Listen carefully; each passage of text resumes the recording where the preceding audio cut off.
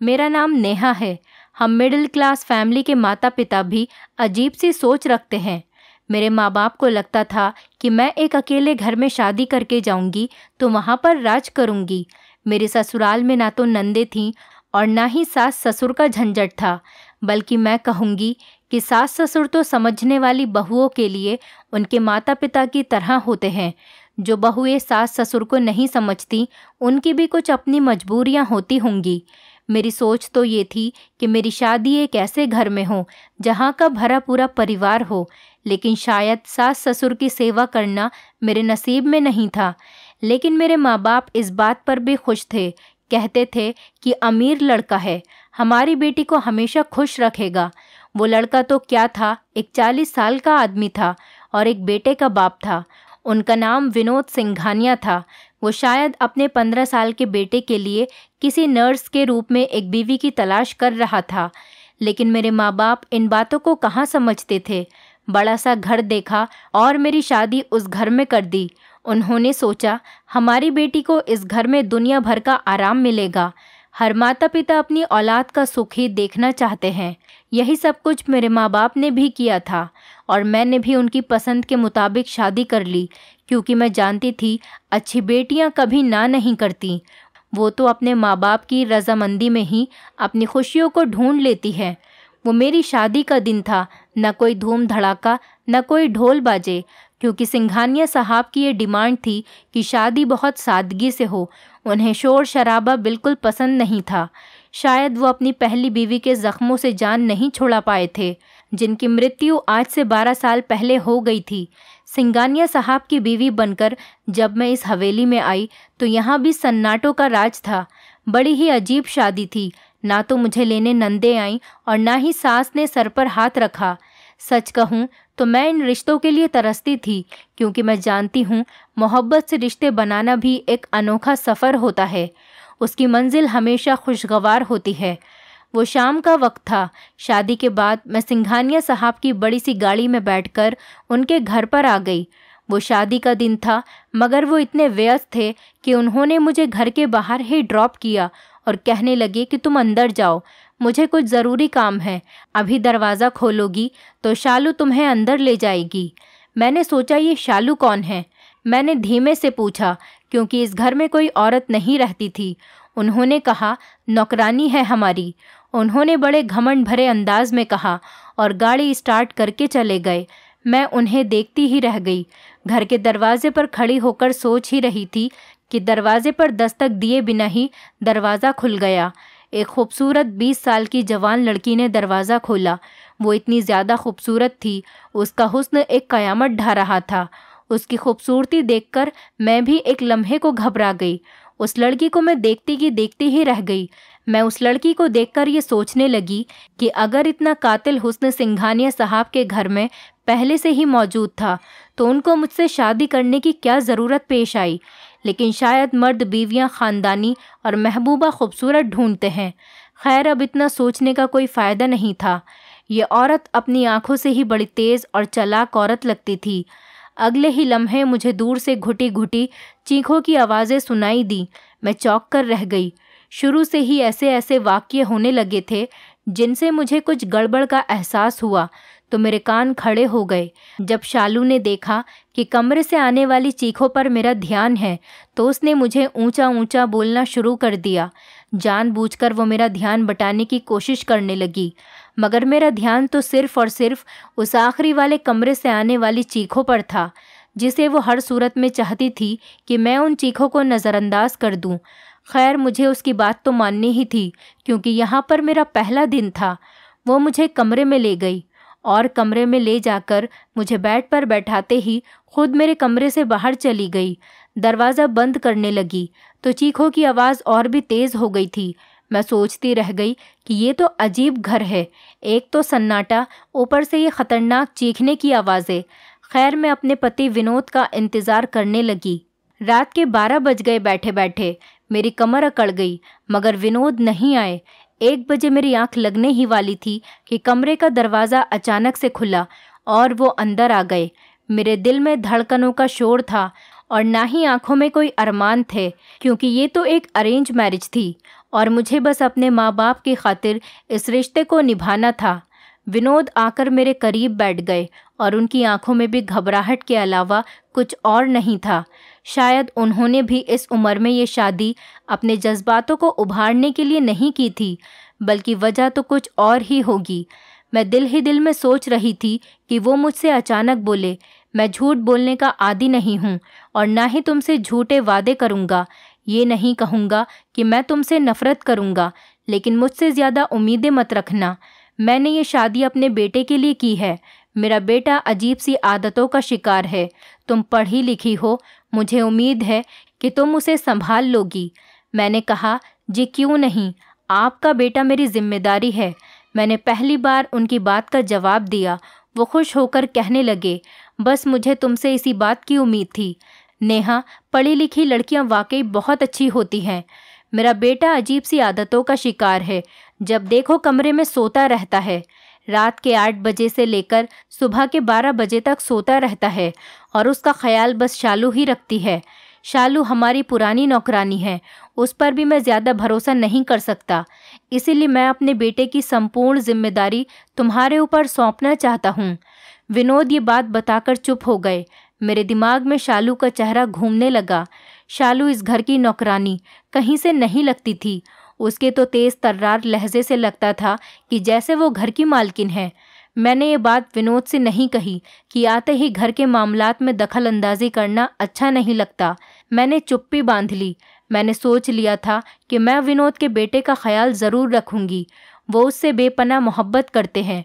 उनकी मोहब्बत पाने का शायद तरीका भी यही था कि मैं उनके बेटे का ख्याल रखती। बहरहाल सुबह मेरी आँख खुली तो मेरे पति घर पर नहीं थे। पूरा कमरा खाली था। मैं बेदिली से उठी। घर में अजीब सा सन्नाटा छाया हुआ था। मुझे अपने घर वालों की बहुत याद आ रही थी। अभी मैं बेड से उठी नहीं थी कि दरवाजे पर दस्तक हुई और पूछा कि आ जाऊं। मैंने कहा आ जाओ। मेरे कहते ही शालू कमरे में अंदर हाजिर हुई। शालू के चेहरे पर नागवारी के आसार छाए हुए थे। वो मुझसे कहने लगी, बेबी जी, आप नाश्ता कमरे में करेंगी या मेज़ पर लगा दूं? मैंने कहा मेज़ पर लगा दो। और छोटे साहब कहाँ हैं? मैंने विनोद के बेटे के बारे में उससे पूछा तो वो कहने लगी, जी वो छोटे साहब तो सो रहे हैं। जब वो सोकर उठ जाते हैं उन्हें मैं खुद नाश्ता करवाती हूँ। शालू के लहजे में एक अजीब सी जिद और अकड़ थी, जैसे वो विनोद के बेटे से मुझे दूर रखना चाहती हो। मैंने कहा ठीक है, तुम नाश्ता लगाओ, मैं आती हूँ। थोड़ी देर बाद मैं बाथरूम में नहाने चली गई। नहाकर जब मैं बाहर आई तो मुझे किसी के ऊंचा बोलने की आवाज़ आ रही थी। मैंने जल्दी से दुपट्टा लिया और बाल बांधती हुई बाहर आ गई। फिर अचानक से एकदम आवाज़ आनी बंद हो गई। शायद शालू ही किसी से बातें कर रही थी। आवाज़ें सुनते सुनते जब मैं किचन की तरफ आई तो मैंने देखा कि एक 15 साल का लड़का तरस खाए हुए खड़ा था। शालू उस बच्चे से हुक्म बता रही थी। मैंने उसकी ये हालत देखी तो मुझे बहुत ही हैरत हुई। लड़का भी डरा सहमा सा लग रहा था। मैंने पास जाकर उससे कहा, गुड मॉर्निंग बेटे, नाम क्या है आपका? उसने कहा, जी मेरा नाम हितेश है। उसने डरते डरते जवाब दिया, जैसे मैं उसे खा जाऊंगी। मैंने कहा, हितेश बेटे, आपको मुझसे डरने की कोई ज़रूरत नहीं है। मैं आ गई हूँ ना, अब मैं आपका बहुत ख्याल रखूंगी। मैंने उसकी पेट थपथपाते हुए कहा। वो अजीब सी नज़रों से मुझे देखने लगा, जैसे मैंने उससे कोई अनोखी बात कह दी हो। उसने कहा, सच? क्या आप मेरा ख्याल रखेंगी? उसने मेरी तरफ हैरानी से देखते हुए कहा। मैंने कहा, हाँ क्यों नहीं, तुम बहुत प्यारे बच्चे हो, मैं आपकी हर बात मानूंगी। मैं उसे प्यार से देखने लगी। वो वाकई बहुत मासूम बच्चा था। फिर शालू के न चाहते हुए भी हमने टेबल पर बैठकर एक साथ नाश्ता किया। वो मेरे साथ बात करने से काफ़ी हल्का फुल्का नज़र आ रहा था, लेकिन मैंने हितेश से उन थोड़ी बहुत बातों में अंदाज़ा लगा लिया था कि हितेश की इन हरकतों के पीछे कहीं ना कहीं शालू का हाथ ज़रूर है, मगर वो तेज़ औरत पकड़ी नहीं जाती थी। मुझे इस बात का राज जानना था। मैंने धीरे धीरे हितेश के कमरे में आना जाना शुरू कर दिया, मगर मैं हमेशा ये बात चेक करती थी कि मेरे जाते ही वो दौड़कर बेड के पीछे तकिए में छुप जाता था, जैसे बेड के पीछे उसका ख़जाना दबा हो। ये बात मैंने एक बार नहीं कई बार जाने के बाद ही नोटिस की थी, और यकीनन हितेश के पास ज़रूर कोई ऐसा राज था जिसे वो मुझे बताना नहीं चाहता था। खैर, अब मैं शालू और हितेश पर नज़र रखने लगी। मैं चाहती थी कि मैं इस मामले की तह तक पहुंच जाऊं और सच साबित करके रहूं, ताकि मैं सिंघानिया साहब के सामने शर्मिंदा न हो सकूं। दिन ब दिन गुजरते हुए मुझे अंदाज़ा होता जा रहा था कि शालू का रवैया मेरे साथ सख्त होता जा रहा था। अब मैं कोशिश करती कि मैं हितेश के सामने रहूं और वो मेरे सामने रहे, क्योंकि उसके स्कूल की सर्दियों की छुट्टियां चल रही थीं। स्कूल आना जाना भी नहीं होता था। मैंने नोट किया, हितेश मेरे आने से खिला खिला रहता है। उसकी ज़िंदगी काफ़ी हद तक बदल गई थी। इस बात से सिंघानिया साहब भी बहुत खुश थे। मगर एक दिन मुझे अपने मायके जाना पड़ा। उस दिन हितेश बहुत परेशान लग रहा था। काफ़ी दिनों के बाद मैं अपने मायके गई थी। वहाँ से 2-3 दिन के बाद जब मैं घर वापस आई, वहाँ से वापसी पर मैंने देखा कि हितेश का चेहरा पहले से काफ़ी उतरा हुआ था। वो बहुत परेशान लग रहा था। मैंने उससे काफ़ी बार पूछा कि क्या बात है, मगर उसने मुझे इस बात का कोई जवाब नहीं दिया। मैं थकी हुई थी, इस वजह से आराम करने के लिए अपने कमरे में जाकर लेट गई। थोड़ी देर बाद उठी तो बाहर किसी की हलचल नहीं थी। अजीब सा सन्नाटा था। मुझे किसी गड़बड़ का एहसास हुआ। मैं फ़ौरन हितेश के कमरे की तरफ गई। मुझे ये सब देखकर बहुत हैरत हुई और बहुत गुस्सा भी आया कि उसके कमरे का दरवाज़ा अंदर से बंद था। एक 15 साल के बच्चे का अंदर से कमरा बंद करने का कोई मतलब नहीं बनता। मैंने सब तरफ ध्यान से देखा तो हितेश के कमरे की एक खिड़की खुली हुई थी। खिड़की के अंदर कमरे का मंजर साफ देखा जा सकता था। उस वक्त मेरा शक यकीन में बदल गया जब हितेश के सामने शालू खड़ी उस पर चिल्ला रही थी। हितेश डरा सहमा तकिए के पास ही बैठा हुआ था। बाहर तक उनकी आवाज़ें नहीं आ रही थीं, लेकिन शालू के तेवर बता रहे थे कि उसे हितेश पर सख्त गुस्सा है। हितेश उसके सामने भीगी बिल्ली बना हुआ था। मुझे हितेश पर गुस्सा भी आ रहा था कि वो एक लड़का होकर इस नौकरानी के सामने आखिर इस कदर मजबूर क्यों है। मुझे बहुत गुस्सा आया। मैंने दरवाज़ा धड़धड़ बजाना शुरू कर दिया। शालू ने घबराकर दरवाज़ा खोल दिया। उसके चेहरे पर हवाइयाँ उड़ी हुई थीं, जबकि हितेश बहुत रो रहा था। उसकी हालत काफ़ी परेशानी वाली लग रही थी। उसके हाथ कँपा रहे थे। मैंने शालू को खूंखार निगाहों से देखा और वहाँ से दफ़ा हो जाने का हुक्म दिया। फिर मैं हितेश के कमरे के अंदर चली गई। मैंने देखा हितेश की आंखों में आंसू थे। वो बहुत परेशान नज़र आ रहा था। उस वक्त वो बहुत मासूम और बेबस लग रहा था। मैंने कहा, क्या हुआ बेटे, तुम इतना परेशान क्यों हो? मैंने देखा हितेश का दूसरा हाथ तकिए पर था। गैर इरादी तौर पर वो मुझसे तकिए को छुपाने की कोशिश कर रहा था। मेरा दिमाग दौड़ने लगा और मैंने सोचा कि आखिर इस तकिए में ऐसा क्या है जो हितेश उसके पास भी किसी को नहीं भटकने देता। मैंने कहा, इधर आओ, मेरे पास आओ। मैंने हितेश को उठने का इशारा देते हुए कहा, लेकिन वो तो जैसे तकिए के पास से उठने का नाम ही नहीं ले रहा था। तभी अचानक मैंने उसके हाथ से तकिया खींच लिया। ये देखकर मुझे भी बहुत हैरत हुई कि तकिए के नीचे कुछ जेवरात और मेकअप का सामान पड़ा हुआ था और उसके साथ ही एक बारीक सा दुपट्टा भी पड़ा हुआ था। हितेश ये देखकर शर्मिंदा हो गया। उसने अपनी नज़रें झुका ली। मैंने उससे कहा, ये क्या है बेटे, ये तुम्हें किसने दिए हैं? मैंने घबराते हुए उससे पूछा। उसने मुझसे कहा कि आंटी, ये चीज़ें मुझे शालू लाकर देती है। मैंने कहा, वो क्यों तुम्हें ये चीज़ें लाकर देती है? मैंने हैरत से पूछा, लेकिन हितेश के पास इस बात का कोई जवाब नहीं था। मुझे शालू पर बहुत ही गुस्सा आ रहा था कि ये क्या बगैरती है। आखिर एक बच्चे का दिमाग ख़राब करने का मकसद क्या है? मैं हितेश को छोड़कर भागती हुई शालू के क्वार्टर में गई, मगर शालू वहाँ मौजूद नहीं थी। उसका चेहरा मेरी आंखों के सामने आता तो मुझे सख्त गुस्सा आ जाता। खैर, उसने कहा जाना था। मैं शालू का इंतज़ार करने लगी। पूरे मोहल्ले में छान मारा, लेकिन शालू कहीं भी नहीं मिली। फिर आखिर में थक हार कर बैठ गई, मगर मेरा गुस्सा आसमान को छू रहा था। मैं सोच भी नहीं सकती थी कि शालू इस कदर के घिनौने खेल खेल सकती है।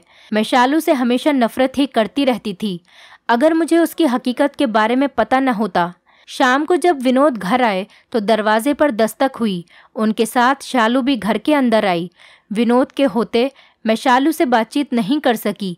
इतना तो शालू मेरी आदत को जान ही गई थी कि मैं दूसरों के सामने कभी भी उसको जलील नहीं करती, सो वो चुप रही।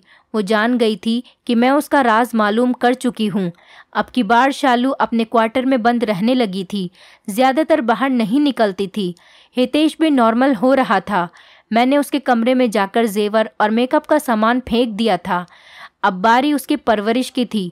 मैं उसको अपने साथ खिलाती पिलाती और उससे ढेरों बातें करती थी। विनोद भी इस बात से बहुत खुश थे, लेकिन शालू मुझसे आखिर कब तक छुपती। एक दिन उसको मुझे हकीकत बतानी ही पड़ी। शालू की कहानी यूं थी। मेरा नाम शालू है। हम 2 भाई बहन थे। भाई अपनी शादी करके हमसे अलग हो गए। माँ ने मेरा और अपना पेट पालने के लिए इस बंगले में नौकरी कर ली। इस हवेली में कुछ नौकरों की ज़रूरत थी। मैं और मेरी माँ जब से इस घर में आए थे, दिल लगी और मेहनत से इस घर के काम करने लगे। माँ के साथ काम करते हुए मुझे एहसास होता कि माँ का सहारा बेटी के लिए कितना ज़रूरी होता है, और ख़ासकर पिताजी की मौत के बाद से। तभी मुझे एहसास होने लगा कि सिंघानिया साहब की नज़रें मुझ पर से हटती ही नहीं हैं। उनकी नज़रों में अजीब सी वहशत होती है। मैं ये सब देखकर घबरा जाती थी। मेरी कोशिश यही रहती थी कि मैं कम से कम उनके सामने आया करूं, मगर ऐसा नहीं हो पाता था। किसी न किसी बहाने मुझे उनके सामने जाना ही पड़ता था। ज़्यादातर अपने कामों के लिए वो मुझे ही आवाज़ देने लगे थे। धीरे धीरे उनके इतने करीब आने की वजह से मैं बहुत डरने लगी थी। मुझे लगता था कि वो मुझे एक दिन ज़रूर बर्बाद कर देंगे। फिर ऐसा ही हुआ, जिस बात का मुझे डर था। विनोद साहब ने फिर से एक और नया तरीका अपनाया। वो तरीका ये था छुपकर शादी करने का। शादी तो कभी भी छुपकर नहीं की जा सकती थी। बेबी जी, इतना तो मैं जानती हूँ कि छुपकर शादी करना पाप होता है, और अगर दुनिया वालों के सामने हम शादी करना चाहें तो हमें इज्जत भी मिलती, और कभी ना कभी हमें लोगों का सामना भी करना पड़ता। शायद उस वक्त मैं उनकी बात नहीं समझ पाई। साहब ने मेरी माँ से बात की कि वो मुझे अपनाना चाहते हैं, मुझसे शादी करना चाहते हैं, लेकिन फ़िलहाल तो वो इस शादी को खुफिया रखेंगे। मेरी माँ एक सीधी सादी और भली औरत थी, जो दुनिया की ऊंच नीच को नहीं समझती थी। साहब की मीठी मीठी बातों में आकर मेरी माँ मान गई, लेकिन बात तो शादी की हुई थी। साहब ने अपना वादा पूरा किया, लेकिन शहर से बाहर जाकर एक मकान ने मुझे रहने को कहा। साथ ही उन्होंने मुझसे छुपकर शादी भी कर ली। हमारी शादी में सिर्फ 2-3 लोगों के अलावा और कोई भी मौजूद नहीं था। शादी के बारे में मेरी माँ को भी नहीं पता था। साहब ने 6 महीने मुझे वहाँ रखा। उसके बाद मुझे घर वापस ले आए, शायद इसीलिए कि यहाँ मेरी ज़रूरत थी। मैं यहाँ उनकी नौकरानी बनकर रहने लगी। कुछ दिन के बाद जब मैं गर्भवती हुई तो साहब का रवैया मुझसे बदलने लगा। उनकी दिलचस्पी मुझ में कम होने लगी। हालांकि पहले वो मेरे आगे पीछे दीवानों की तरह फिरते थे, लेकिन अब वो मुझे नज़र उठाकर देखते तक नहीं थे। मैंने जब उनसे इस बात की शिकायत की तो उन्होंने मुझे चुप रहने का इशारा किया। मैं क्यों चुप रहती, वो मेरे पति थे। लेकिन फिर मुझे पता चला कि मेरे साथ कितना बड़ा खेल रचाया गया है। साहब ने पहले मुझे चुप रहने को कहा। मैं चुप नहीं रही तो उन्होंने मुझे तलाक देने की धमकी दी। इस पर भी जब मैं बाज नहीं आई तो उन्होंने मुझे एक दिन तलाक ही दे डाली। यूं ये किस्सा जहाँ था वहीं का वहीं रह गया। फिर मैं एक तलाकशुदा औरत हो गई। मुझसे एक ऐसा गुनाह हो गया था जिसका बोझ मुझसे उठाया नहीं जा रहा था, जो कि गुनाह तो नहीं था, लेकिन ज़माने की नज़रों में तो गुनाह ही था। और फिर ये हुआ कि मैंने उस बच्चे को जन्म दिया, मगर जिन हालातों में वो बच्चा पैदा हुआ था उसकी वजह से वो बच्चा बच न सका और इस दुनिया से चला गया हमेशा हमेशा के लिए। उसके जाने के बाद मेरे दिल में बदले की आग भड़क उठी। साहब की बीवी के बदले का इंतकाम तो कुदरत ने ही ले लिया। वो तो खुद ही इस दुनिया से चली गईं, लेकिन उनके पीछे एक निशानी साहब की और उनकी मोहब्बत की छोड़ गईं। मैं विनोद साहब के बेटे को देखती हूँ तो मुझे उन्हीं की झलक उसमें नज़र आती है। मैं नहीं चाहती बड़ा होकर वो भी औरतों की इज्जत ख़राब करे, इसीलिए मैं उसको औरत बनाना चाहती हूँ। मैं चाहती हूँ वो डरपोक बने। मैं चाहती हूँ वो बहादुर न हो, उसमें इतनी जुर्रत न हो कि वो किसी की इज्जत से खेल सके। आप ही बताओ बीबी जी, मैं क्या गलत कर रही हूँ? उसको चूड़ियाँ और जेवर लाकर देती हूँ ताकि वो उन्हें पहने और एक औरत की तरह अपना रवैया बदल ले। ये बात तो मैंने आपको साफ तरीके से बता दी, लेकिन जिस हिसाब से मुझे शालू ने ये बात कही, मुझे तो वो पूरे तरीके से डिप्रेशन की शिकार लगी। वो जहनी मरीज़ बन चुकी थी, और जाहिर है होती भी क्यों नहीं, उसकी ज़िंदगी में इतने सदमे जो आए थे। मैंने इस बात का जिक्र विनोद से किए बिना ही उसका इलाज शुरू कर दिया। क्योंकि मैं शालू के पागलपन और उसकी दिमागी बीमारी के बारे में अच्छे से समझ चुकी थी। विनोद की गलती को मैंने राज फाश होने से पहले ही माफ़ कर दिया और कुछ ही दिनों बाद शालू बिल्कुल अच्छे तरीके से ठीक हो गई थी और मैंने उसकी किसी अच्छे घर में रिश्ता देखकर शादी कर दी और मेरा बेटा हितेश वो भी नॉर्मल हो गया था और हम तीनों ही हंसी खुशी अपनी ज़िंदगी गुजार रहे थे।